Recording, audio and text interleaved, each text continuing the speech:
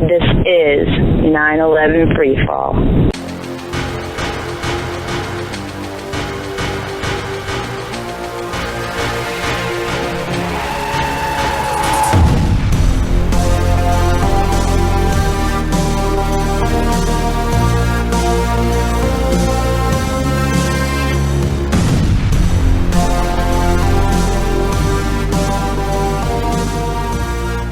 Good evening, ladies and gentlemen. Happy almost Christmas. Tonight my guests are going to be Richard Gage AIA. He's the CEO of Architects and Engineers for 9/11 Truth. And Kelly David. She's the COO of AE 9/11 Truth. And we're going to be talking about all of the great things that we have done as an organization over the past year and all of the great things that we are going to be doing in the coming year and how you out there in the audience can help out. So many people now know about the evidence proving that the 3 towers in New York that fell on 9/11, buildings 1, 2, and 7, were brought down in controlled demolitions that day. All right, so the fight continues, but we have so many great actions planned. They're going to be discussing that, including suing those agencies in the government that have withheld information about 9/11 from you, the American people, the people who deserve to have every single question answered about that day, who deserve to know what really happened to those 3,000 people that we watched die on television.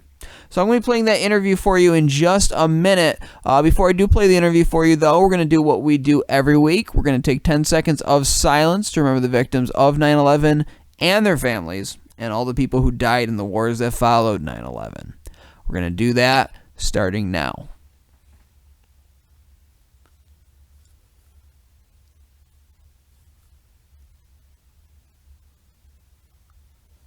And that is 10 seconds.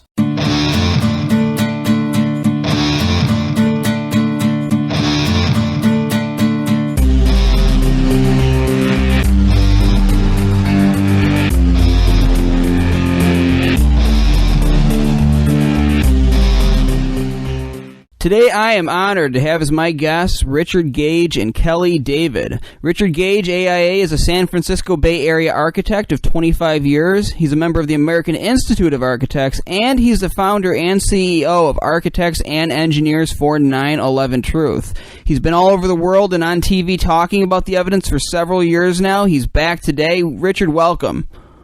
Thank you, Andy. It's an honor to be here with you today. And Kelly David is the COO of AE 9/11 Truth. She has 15 years experience in management, and she's been responsible for a lot of great things at AE. You'll remember she was on last year around Christmas time to talk about the year ahead, and she's back today to do the same. Kelly, welcome back to the show.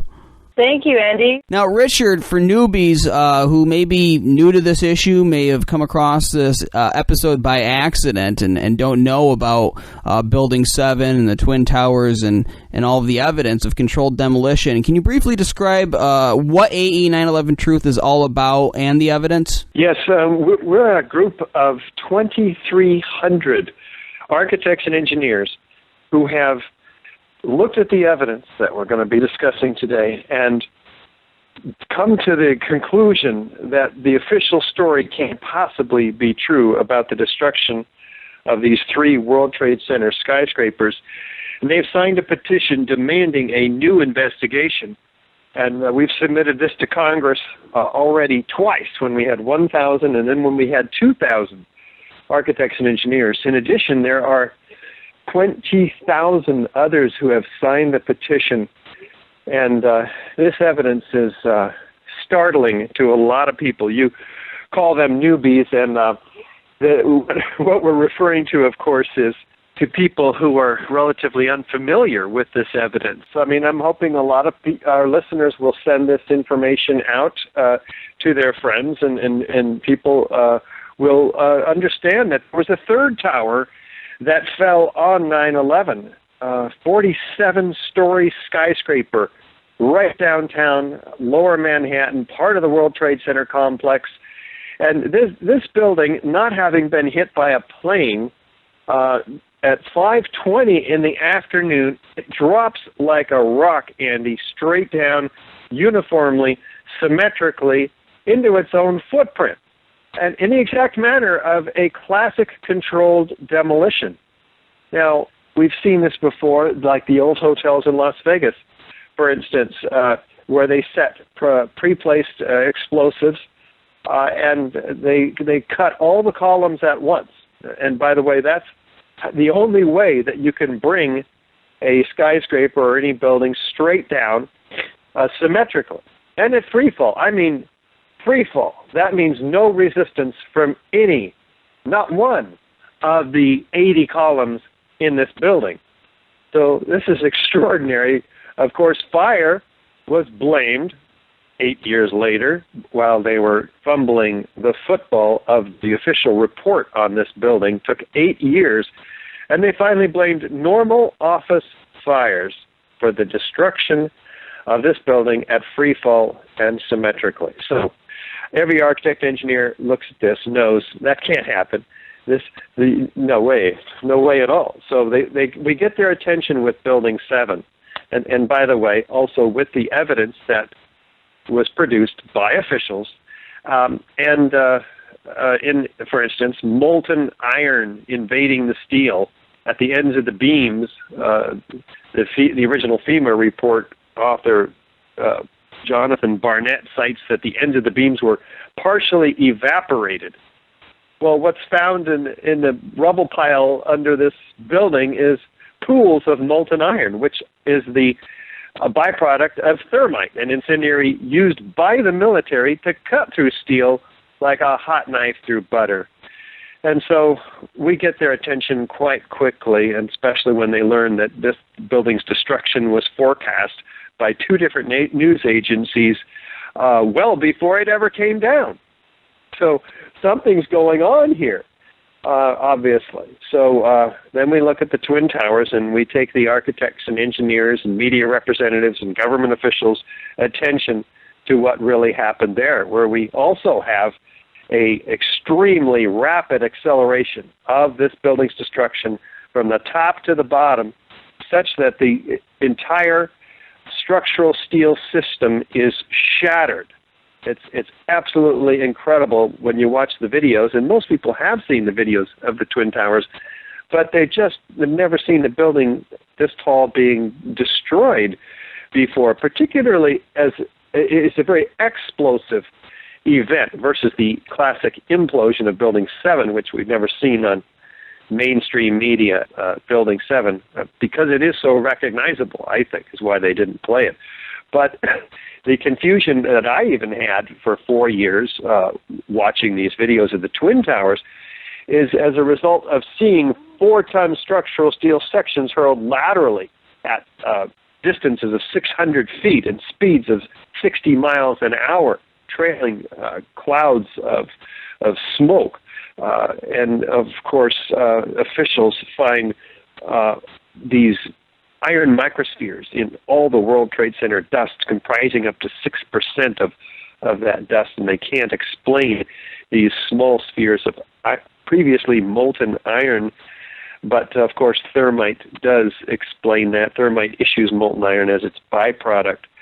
And, of course, there's unignited nanothermite found in all the World Trade Center dust as well, a very high-tech form of thermite developed by the military. There should not be found residues of this material comprising up to 10 tons found by an independent team of scientists in all the World Trade Center samples that they analyzed. So you can see why we have some serious problems and why the radio show Free Fall exists, to wake up the American public and government officials and the media to this huge problem. Because, as you have mentioned on the show previously, if these buildings were blown up, then obviously somebody had to get inside the buildings, had to have special access, and this appears to be some sort of an inside operation, which should concern all of us, because that raises doubt about the hijackers, raises doubt about the other two planes that is outside the focus of AE 9/11 Truth, and should cause all of us grave concern, because we've started 2 wars, invaded 2 countries in which already over 1 million people have perished, 6,000 U.S. soldiers. We've lost civil liberties with the Patriot Act, the Military Commissions Act, the National Defense Authorization Act of 2012. We've lost at least 3 or 4 of our amendments to the Constitution that guaranteed our freedoms. And so you can see why I've dedicated my life to waking up the American people about this. Well, you mentioned how we have a problem with the official story, and because of the organization that you founded, more and more people all the time are having a problem with the official story, and that's thanks to the great efforts that you've put forth, that all your volunteers have put forth, and of course Kelly, managing there with the COO position. And it's important that we keep this mission going, because as we awaken more people, it kind of puts a dent in some of these things that you mentioned for the other side, all the consequences of what we call the post-9/11 world. And that's why we're constantly at this show urging people to participate, to do whatever they can, ways both big and small. Now, Kelly, I wanted to make sure that we talk about this, because right now we have a membership drive going on. What is that about? What are the details?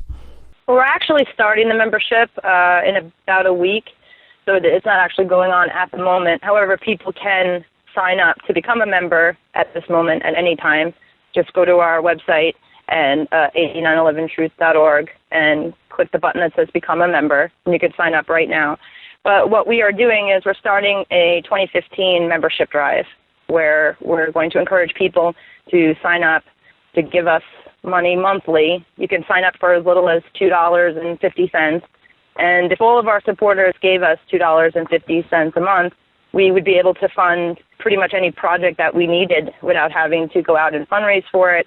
And it would just set our organization and the movement in the right direction if we had the support and the funding from our supporters. That's right, folks, and a lot of the great things that AE 9/11 Truth does cost money, and I always like to equate what we're doing with a second American Revolution. But the great thing about our revolution is that we're not fighting with muskets and cannons and all of that horribleness. We're fighting with words. We're fighting with information. We're fighting with facts. We're pointing out to the general public what is right in front of their faces. And because of the great efforts of AE 9/11 Truth, more people know about Building 7. You know, a lot of people, myself included, on that day, I watched Building 7 come down, but something didn't process in my mind. I guess synapses didn't make a connection, and I didn't realize, well, hey, you know, it looks like a controlled demolition, but they can't set that up in the morning while 9/11 is going on unless they knew in advance. So by reminding people of this building, of showing them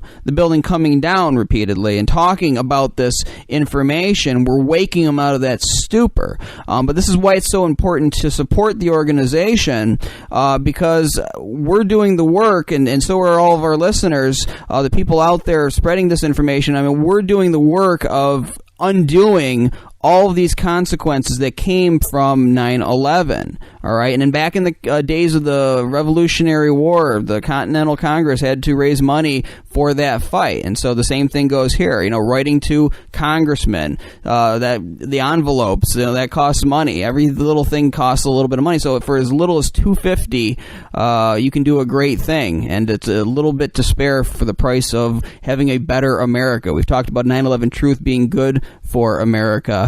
It still applies, even past the 4th of July, even now in this Christmas time season. We will be a better nation the quicker that we look into the mirror and face this truth. And it's an ugly truth at first, but it's also a liberating one, and we become better as a result of it. Now, just throw this out to both of you. How do you become a member? What's the process going to be if people want to sign up? Well, I want to reiterate a point that you made there, Andy, and that is the reason people want to become a member with AE 9/11 Truth is so that they can join with us in that fight. Imagine if nobody supported George Washington. He couldn't buy the armaments that he needed to free ourselves from British slavery.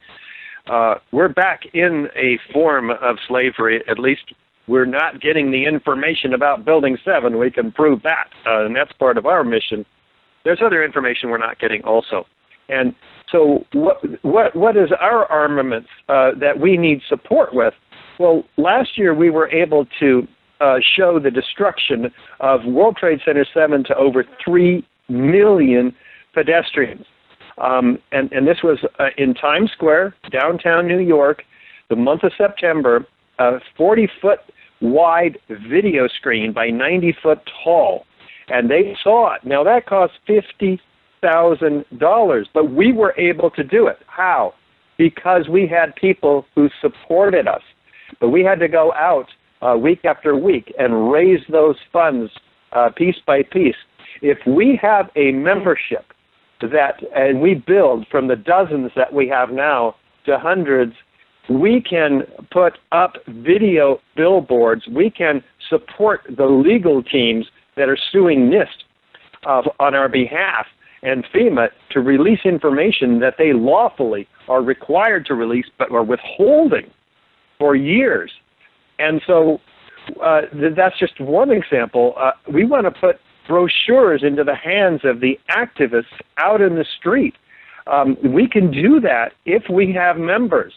And it's just so easy. You say, how do you do that? Well, you go to the website and you click on Become a Member. What's the website? It's ae911truth.org. And when you click that button and you make your supporting donation, whether it's $2.50 a month, which everybody can afford, that's why we came up with that category, but the basic rate is $5 a month. But people can get, some people have good jobs, like you, Andy. And you can support us at $10 a month, $50 a month. Some people out there can support us at $500 a month. So everybody acting at the level of dictated by their own conscience in their dedicated, passionate support for the raising and exposing the truth about 9/11 will find their level, and AE 9/11 Truth will finally be in a position where we can do those things that people keep asking us to do. But because our hands are tied for lack of funds, we aren't able to do.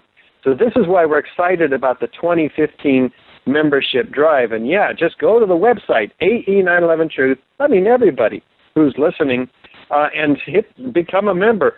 The feelings that you will have when you become a member, a part of the growing body of AE 9/11 Truth, will be unsurpassable. I'm telling you, it's like when you first became aware of the 9/11 Truth issue, and then you found people of like mind out there, here and there, among the sleeping.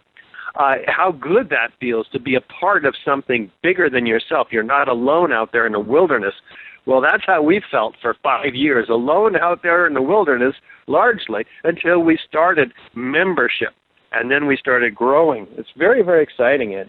And I've brought this up on the show before.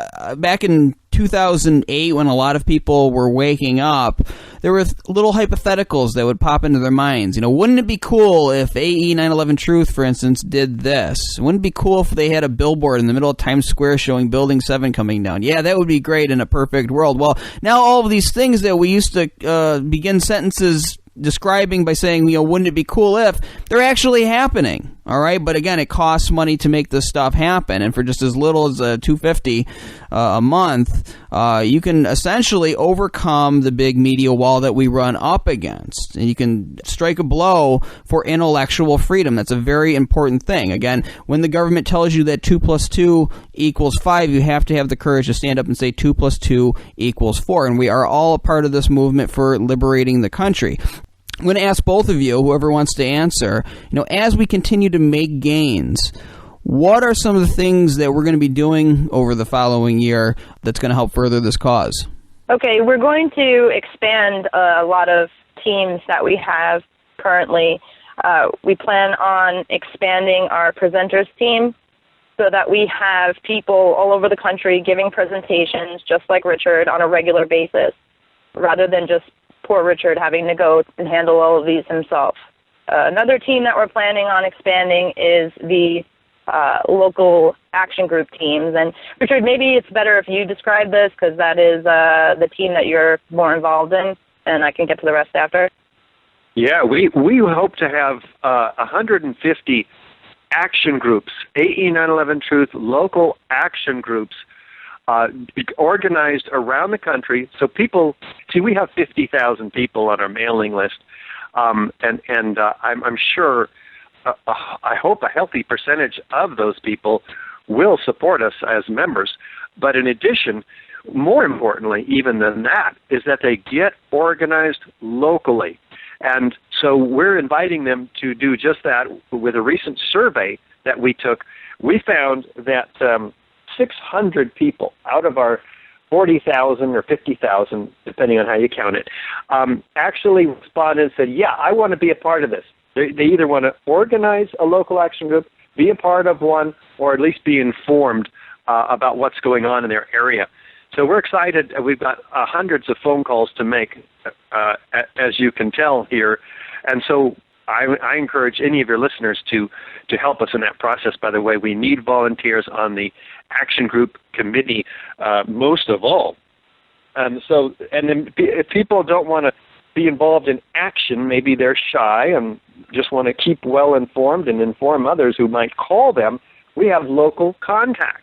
So people can become a local contact and just click on Take Action on our website and follow the instructions for those two levels of involvement. So that's pretty exciting. It turns out that 300 people out of those 400 or 500 respondents, 600 respondents, actually indicated that they want to be presenters. So our goal for 2015 is to have 100 more presenters, 10 nationally and 100 locally. And for some people, that'll mean giving a slide presentation like we've been doing for the last 8 years now. We've given over 350 presentations in 32 American cities 80 American cities and 32 foreign countries, to groups of 100 to 3,000. So we're hoping to amplify that this year. It's a huge outreach effort. And back to Kelly for the rest of our 2015 agenda. Okay, we're also going to focus more on different legal strategies, basically sue NIST and FEMA under the Freedom of Information Act for refusal to release data, which Richard talked about before. We also plan on attending more conventions. Every year we go to the AIA convention, and this year we'd like to focus on other conventions, not just architecture, specifically engineering, some of the engineering societies. We have structural engineers that back us, and I think it's important that we reach out to the structural engineers just as much as we do with the architects. So that's another major focus for next year. And so that structural engineering conference that we're going to be signing up for is in Las Vegas. It is in September, and it's the biggest structural engineering conference in the country.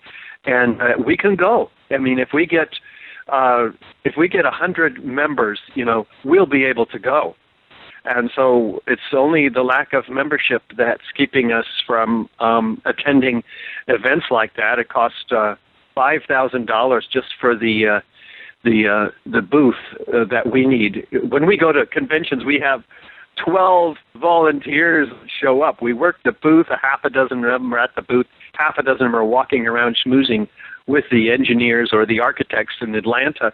In May, the National AIA, American Institute of Architects Convention, is happening, and we're going to go 20 feet wide on our booth there also. So this is our goal. This is our dream. We are cracking the wall of denial in the American Institute of Architects. We're in dialogue with the president, and the president has assigned a task force to look into our evidence. And they've been doing that for a few months now, and they're due to report to us on January. So it's a very exciting time for AE 9/11 Truth breaking into the professionals.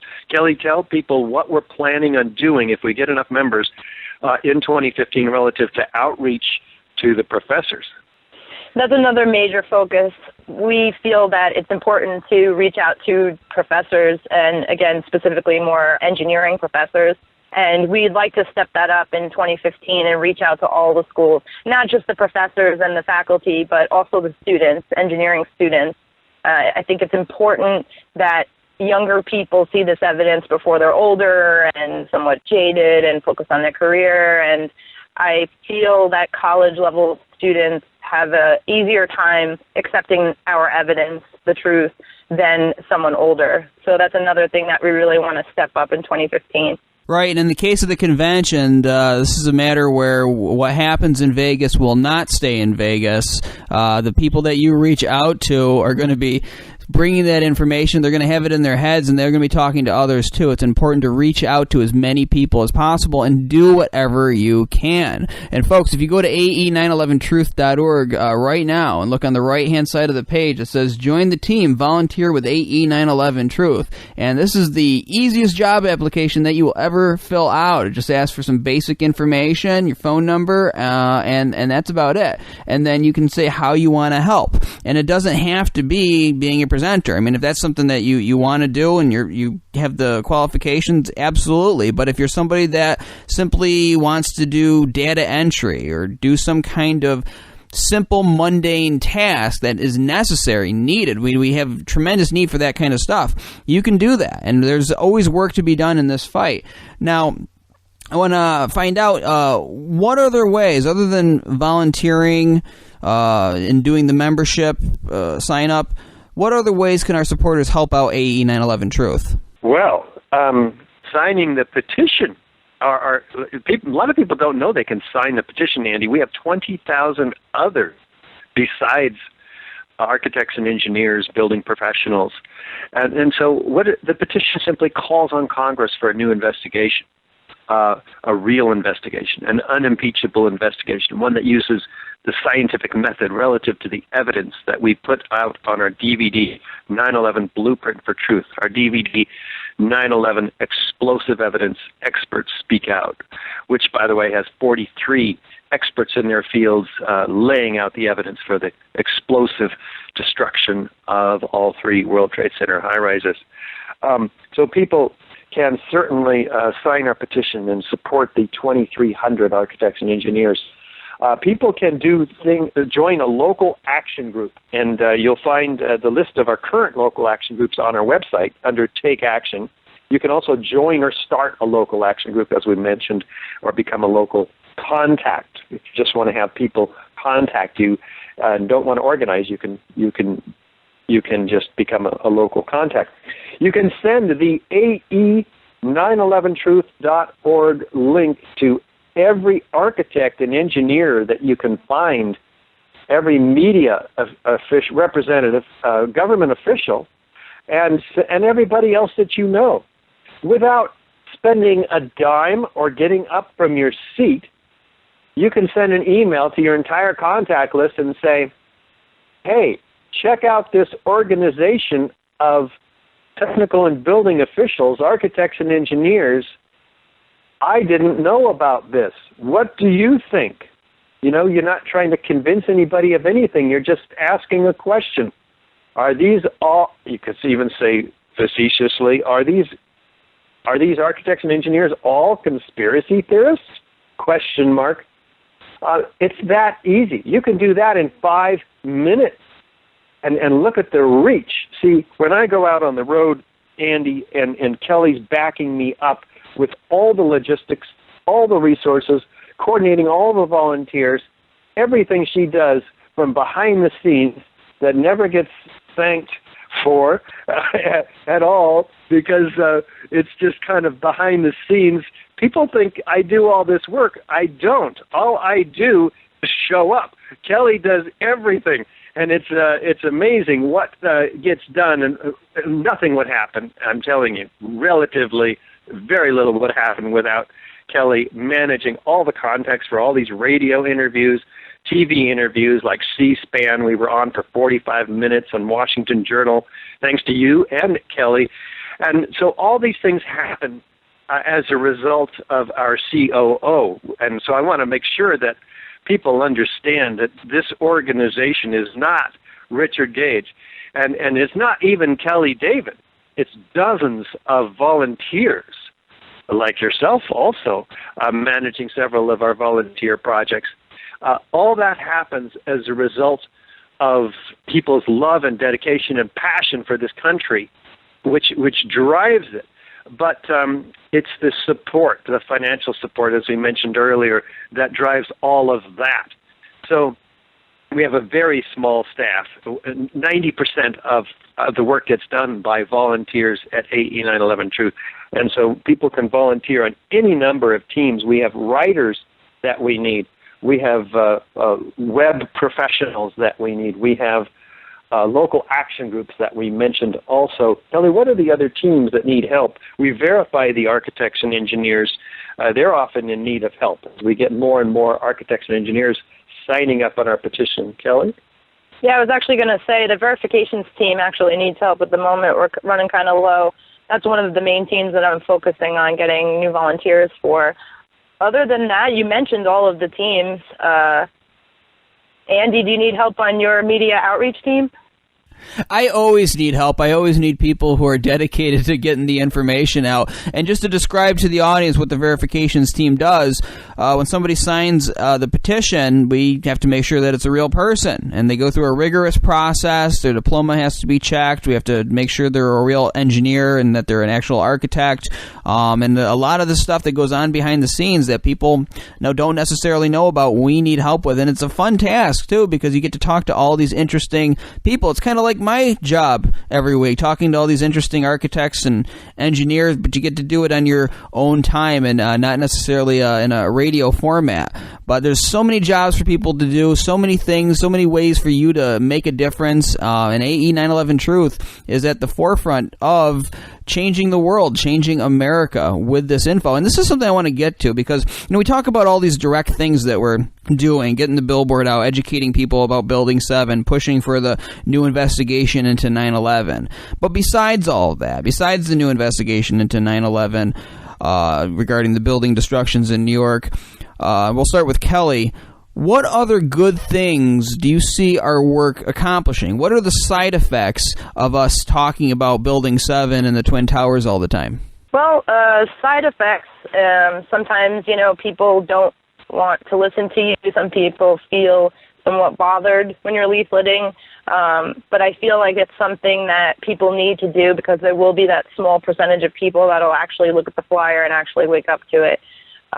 Personally, I feel the most important thing is waking up as many people as possible because we're going to have a really difficult time getting a new investigation with the way things are set up right now. Things are slightly corrupt or really corrupt.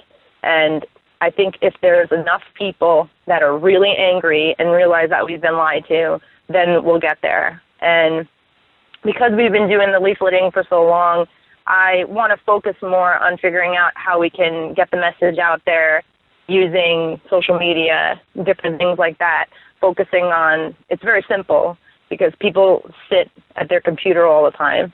So if they get to see the evidence there, it's a lot easier. It's not as expensive because leaflets cost a lot. We have to pass them out. People, we need their time. So I feel like if we focus on both of those, that will be the way to get what we need. And I know it's not going to happen tomorrow, but I feel like we're slowly getting there, and there's absolutely no reason to give up. And here's another side effect, Andy. 9/11 Truth is an issue that opens the door to other issues. And for me, it was the kind of the first issue of the mega issues that I became aware of. I was a Reagan Republican. I was rooting, if you will, for Colin Powell as he was making his case against Iraq in the United Nations with yellow cake and uranium tubes or whatever they are, aluminum tubes. And I wanted to go get those bastards, right, who did this to us on 9/11. And I was all for the invasion of Afghanistan, who was harboring terrorists. This was a rude awakening for me, a flag-waving Reagan Republican. Now, I'm not a flag-waving Obama supporter now either. Obama has carried out the same policies virtually as the Bush administration. So politics aside, I realize that we've been lied to all around, and I'm just after the truth, which transcends left and right, Democrat and Republican, and I want us to become aware of truth. And as soon as I became aware of 9/11 truth, that we were lied to, I go, this is huge. How could they have gotten away with this? This is incredible. And then I became aware, obviously, of the level of corruption in government insiders that have complicity and have perpetrated this massive crime of the century called 9/11. Turns out there are other crimes equal in magnitude by some measures to 9/11 that I became aware of also. So you ask about the side issues. The 9/11 truth issue does lead to other issues. Now, we don't discuss those other issues publicly. There are side of issues, and it all amounts to a great awakening. And so this is the red pill, the first one for me and many, because it's just so big, so obvious. The free-fall destruction of Building 7 is a clear hit over the head with a 2x4 that something huge is wrong with the official story and many, many other official stories about the wars, for instance, in the Middle East, et cetera, et cetera, et cetera. We cannot trust the mainstream media. We cannot trust our government. And so we think that 9/11 truth is the domino that when it falls starts a lot of chain reactions to wake up people to a lot of other issues. We are not naive at AE 9/11 Truth. We are certainly calling for justice and truth and accountability on behalf of the perpetrators, whoever they are and wherever they may be hiding. They are the object of, that is to say, their prosecution. It's a step in the line of ultimate accountability, which we have the red pill to make happen. I mean, we have enough evidence to put a lot of people away in a court of law.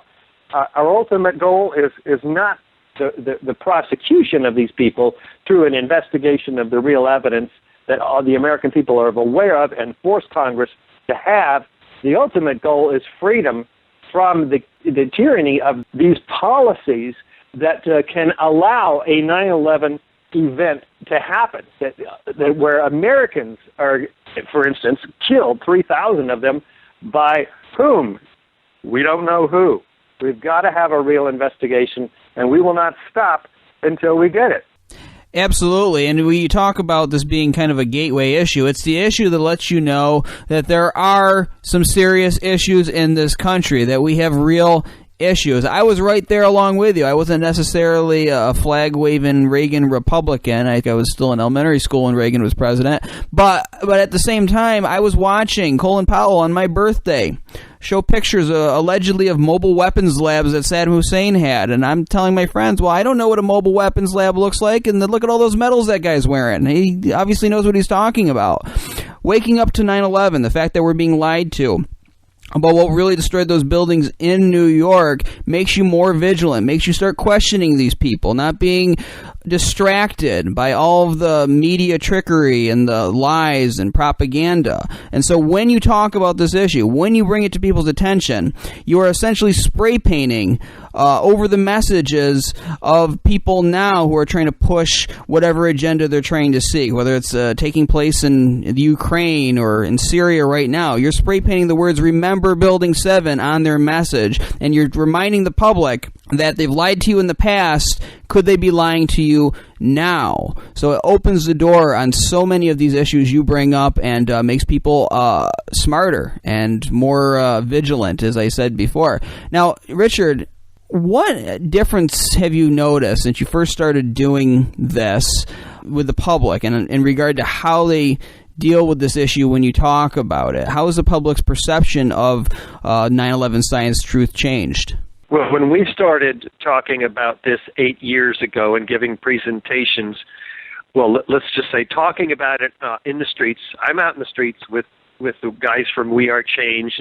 And, it was very difficult. 8, 7, 6, 5 years ago, we would get a lot of middle fingers, a lot of anger, a lot of bad feedback, but, we'd also get some support.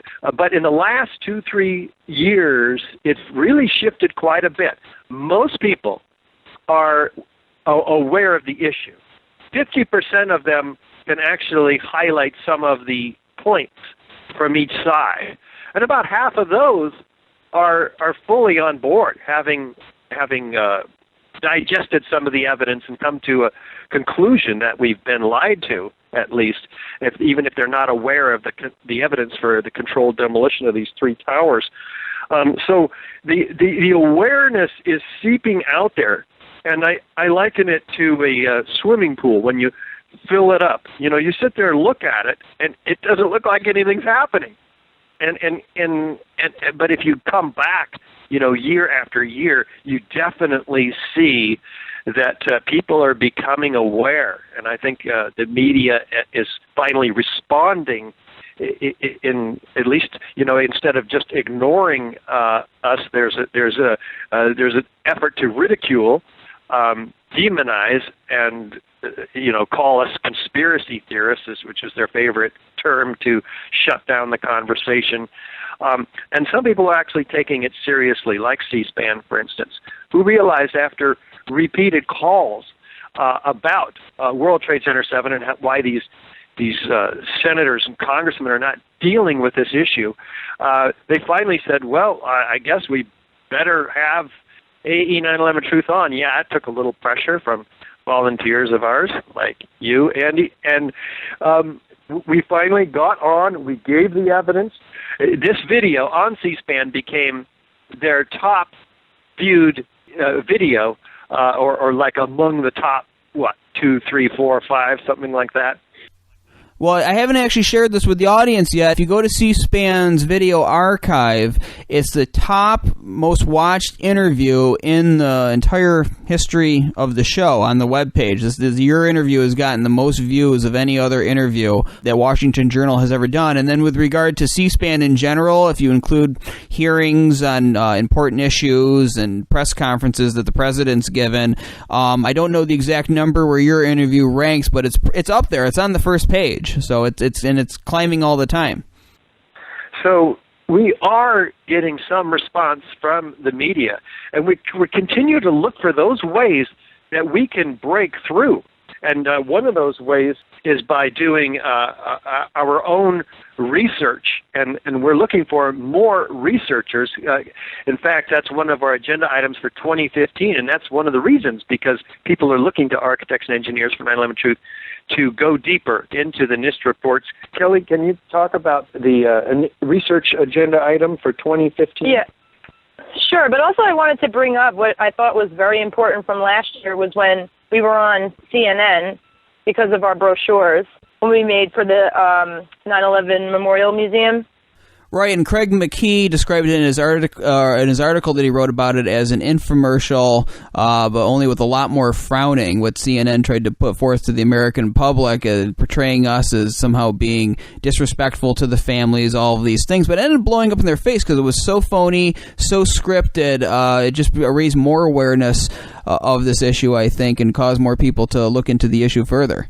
Yeah, I think it was clever ideas like that, taking what their brochure was and having us just switch it just a little bit to put in the evidence that they left out. And that was very clever, and that worked, and that got us on CNN. I felt like something like that was really important. But back to what you were saying, Richard, about researchers, we'd like to set up a very specific research program.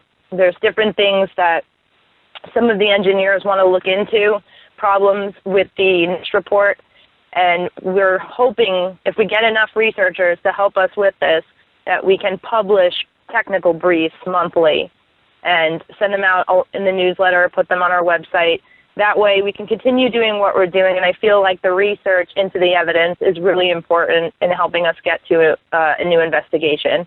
We got to step it up a little bit. And our huge effort to fund a real finite element analysis which we have several of our engineers, I think led now by Tony Zambodi, to actually prove that the official cause for Building 7's collapse cannot possibly be true, which of course is about the lateral pushing of a girder, a main girder sitting on column 79 by thermal expansion of the beams against it. None of that scenario can be true. Every step of that collapse initiation scenario can be proven as being false without a finite element analysis. But with a finite element analysis, it just shows that no way could a whole 47-story, 40,000-ton structural steel system fail due to the collapse of a column, even if that column did collapse. There's just so much redundant design, and it certainly couldn't fail at free fall acceleration. So we can prove that. No ifs, ands, or buts with a finite element analysis, which is quite an endeavor, and it would take tens of thousands of dollars, perhaps 100,000.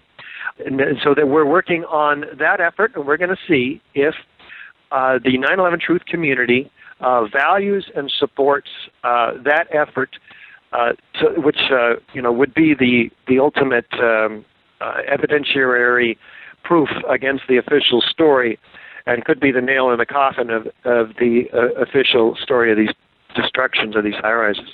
Yeah, and for people to understand how powerful these kinds of studies are, when you actually have science, when you actually have the facts to back you up, I mean, watch the confrontations on C-SPAN. Watch the way that the congressmen stutter and stumble when you can actually lay out real facts in front of them that they can't account for, all right, that they can't just dismiss as conspiracy theory. I mean, they try to, but then they end up looking foolish. So when you invest in these kinds of projects, you're building up the arsenal that AE 9/11 Truth has, okay? It's the intellectual equivalent of making a warship or a few cannons in this information war that we are in. So that is what you are investing in. And you guys are also doing, speaking of congressmen, you're doing political outreach in Canada right now. There's some exciting things going on there. Can you describe it?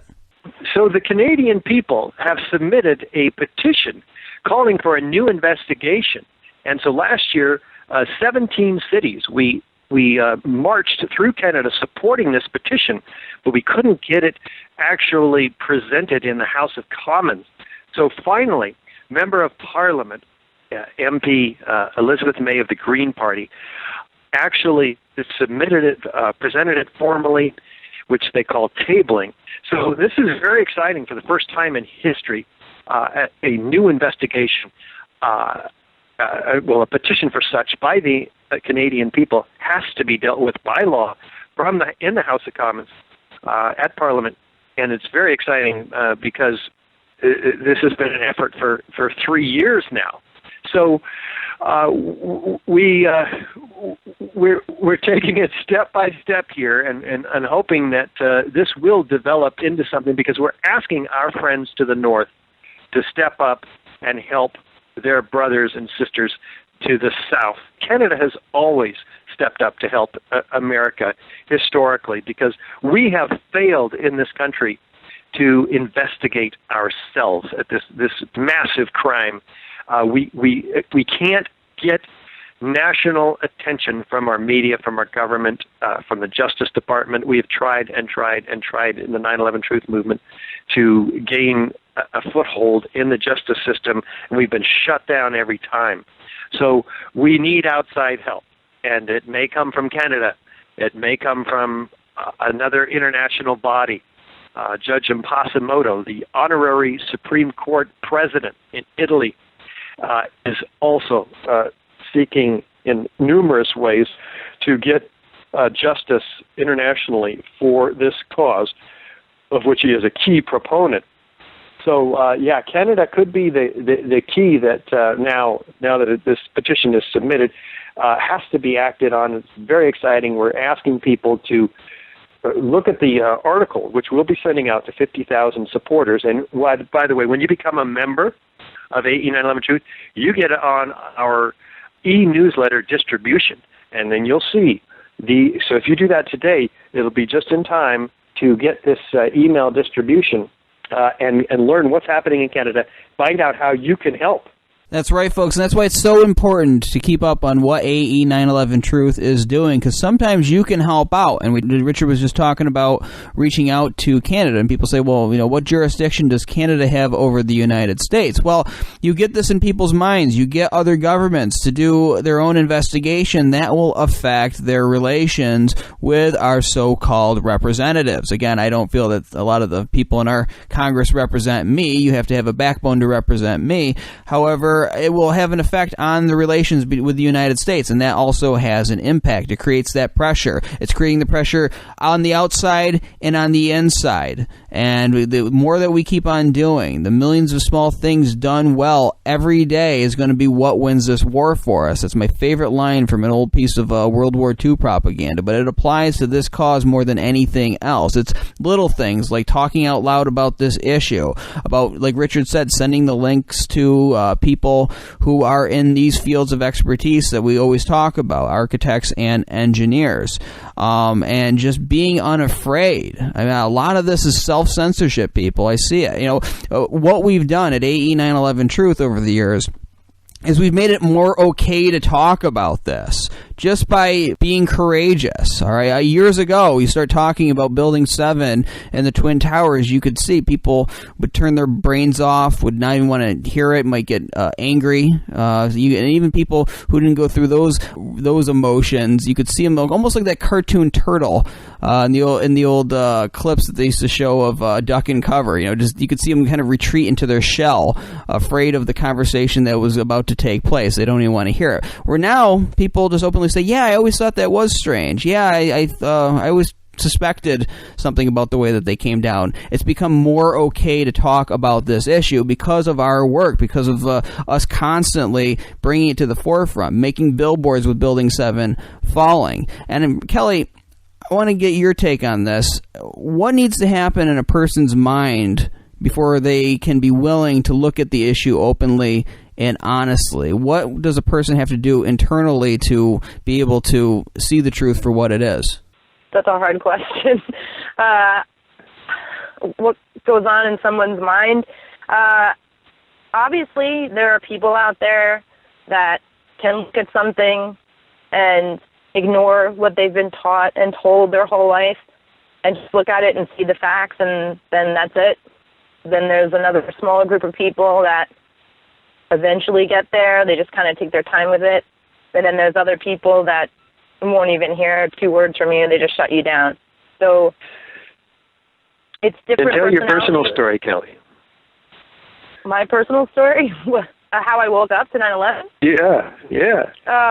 Okay, well, I don't really have the fun waking up to 9/11 story because I had started researching the JFK assassination when I was 14 years old.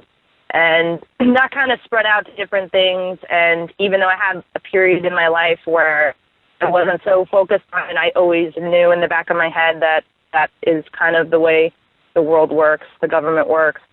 So after 9/11, on the day of 9/11, I felt that something was off immediately. I said, there's no way that our government didn't get at least wind of this. Something's wrong. And it was my senior year in college, so I was focusing on school. And then when I finally looked at the evidence, I wasn't shocked. I didn't get that experience that everyone always talks about, that moment when I woke up and my whole world changed. And I didn't get that because it was not even close to surprising to me. So, but then at that point, I felt that things had gotten a lot worse than what they were doing in the past, and something needed to be done, and that was it. At that point, I kind of just devoted my life to this.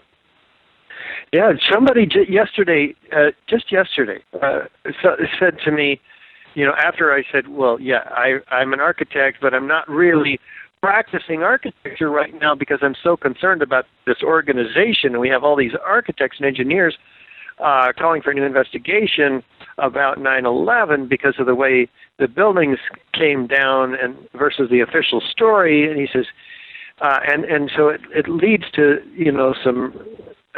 some sort of an inside operation.